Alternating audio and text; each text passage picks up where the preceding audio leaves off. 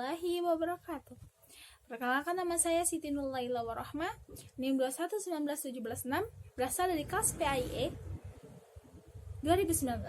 Di sini saya akan menjawab pertanyaan ujian akhir semester dari mata kuliah Manajemen Pendidikan. Yang pertama yaitu pendidikan di Indonesia terkesan lebih mengedepankan teoritis daripada aplikatif. Nah, dampak peserta didik lebih banyak menghafal materi saja.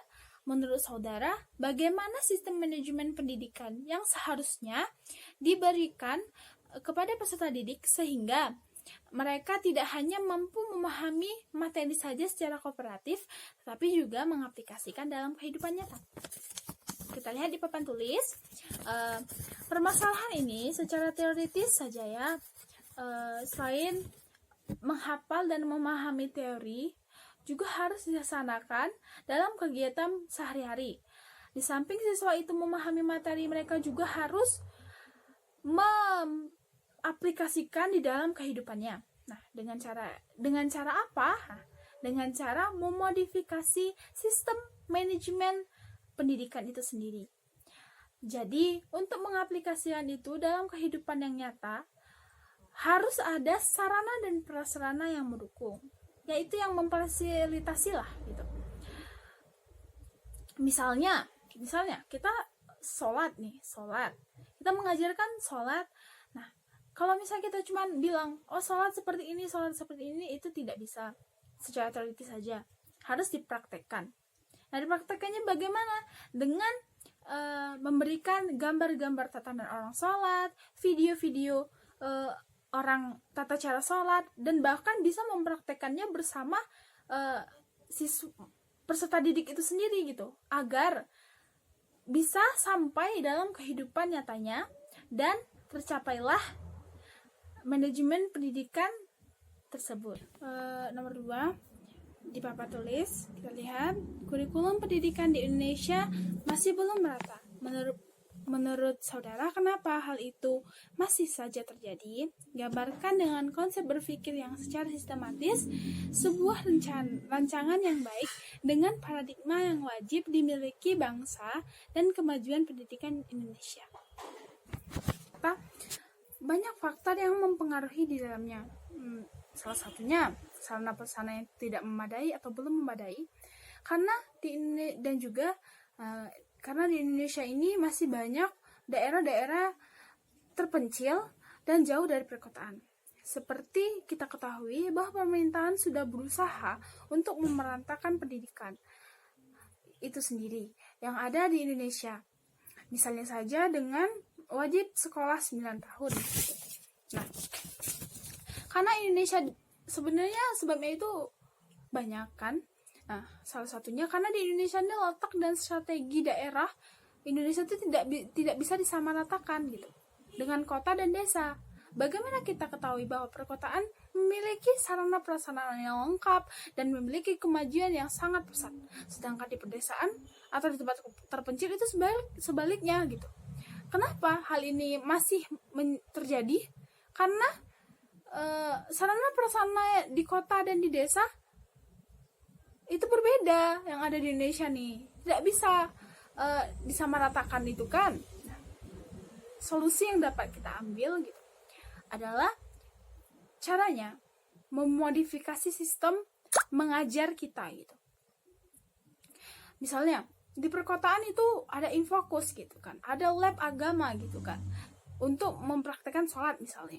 Nah, sedangkan di tempat desa terpencil itu nggak ada gitu kan, tidak ada infokus gitu kan. Jadi kita mencari cara lain agar apa yang dipelajari itu sampai kepada peserta didik.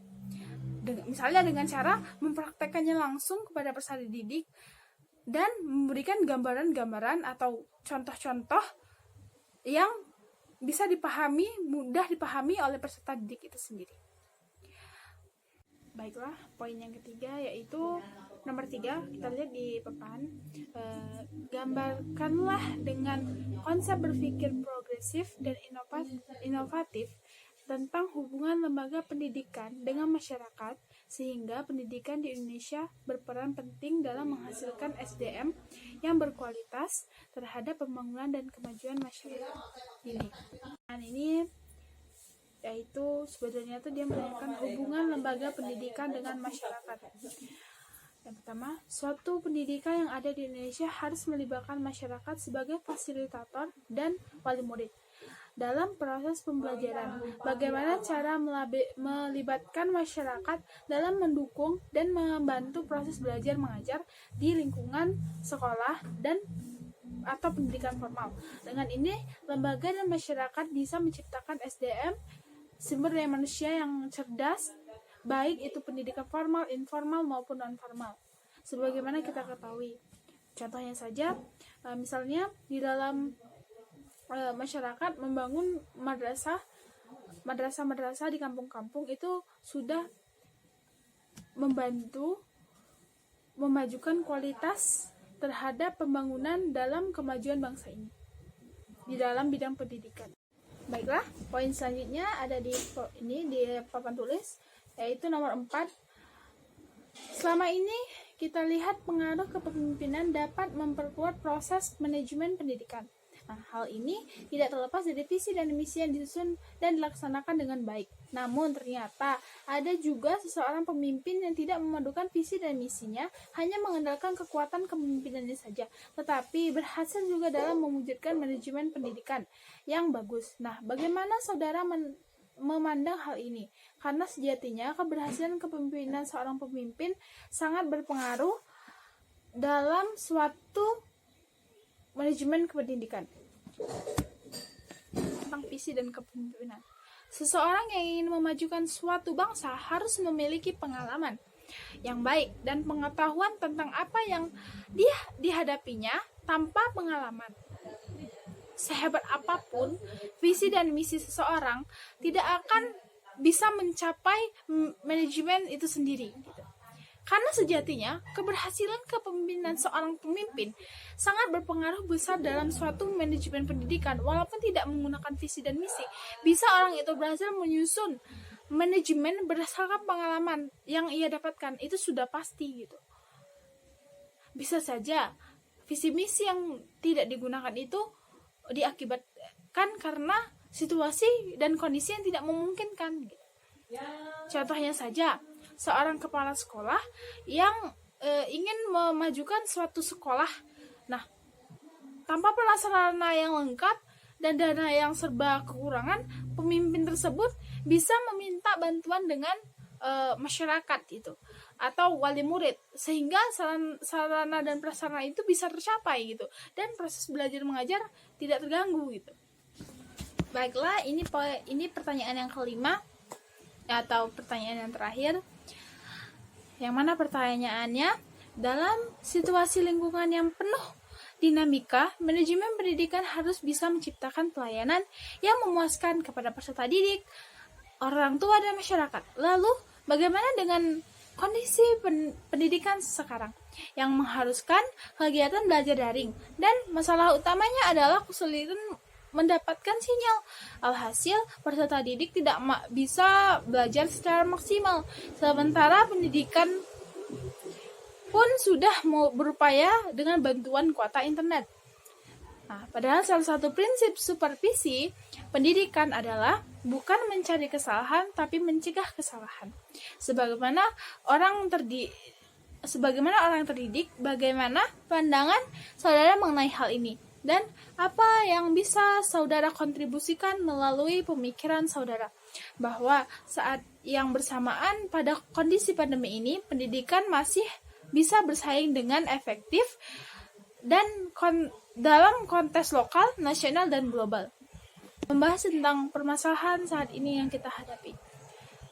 Bagaimana kita menanggapinya?